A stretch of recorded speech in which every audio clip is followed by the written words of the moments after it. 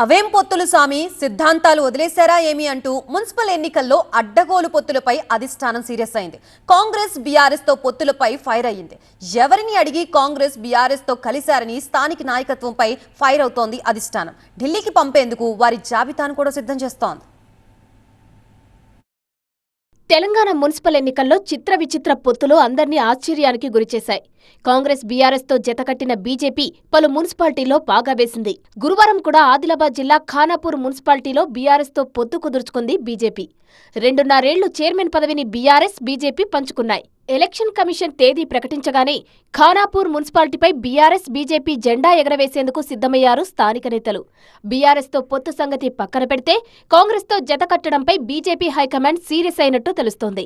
సిద్ధాంతపరంగా జమీన్ ఆస్మాన్ ఫరక్ ఉన్న కాంగ్రెస్ తో బీజేపీ జతకట్టడంపై అగ్రనేతలు ఆగ్రహంగా ఉన్నట్టు సమాచారం. కాగజ్నగర్, ఆమన్గల్, నర్సాపూర్, అలియాబాద్ లో వైస్ చైర్మన్ పదవుల కోసం కాంగ్రెస్ కు జై కొట్టారు బీజేపీ కౌన్సిలర్లు. మున్సిపల్ ఎన్నికల ముందు రాష్ట్ర అధ్యక్షుడు రామచంద్రరావు సహా కీలక నేతలు ఏ పార్టీతో పొత్తులు ఉండవని ప్రకటించారు. తీరా ఎన్నికలు ముగిశాక ఎక్కడ ఏ కౌన్సిలర్లు ఏ పార్టీకి జై కొట్టారో అర్థం కాని పరిస్థితి నెలకొంది. ఈ విషయాన్ని ఢిల్లీ హైకమాండ్ సీరియస్ గా తీసుకున్నారని చెబుతున్నారు రాష్ట్ర నేతలు. మున్సిపల్ ఎన్నికల తర్వాత జరిగిన పొత్తులపై అధిష్టానం ప్రత్యేక నివేదిక కోరిందంటున్నారు. ఇష్టారీతిన నిర్ణయాలు తీసుకున్న స్థానిక నేతల చిట్టాను సిద్ధం చేస్తోంది రాష్ట్ర నాయకత్వం.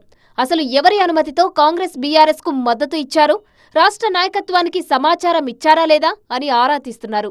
ఈ నివేదికను హైకమాండ్ కు పంపనున్నారు. అయితే మహారాష్ట్రలో రాష్ట్ర నాయకత్వానికి సమాచారం ఇవ్వకుండా స్థానికంగా ఇతర పార్టీలతో పొత్తు పెట్టుకున్న వారిపై ఫడ్నవీస్ చర్యలు తీసుకున్నారు. తెలంగాణలోనూ అదే రిపీట్ అవుతుందని కొందరు చెబుతుంటే అంత సీన్ ఉండకపోవచ్చంటున్నారు మరికొందరు నేతలు. పొత్తు పొత్తే, సిద్ధాంతం సిద్ధాంతమే అంటున్నారు ఇంకొందరు నేతలు.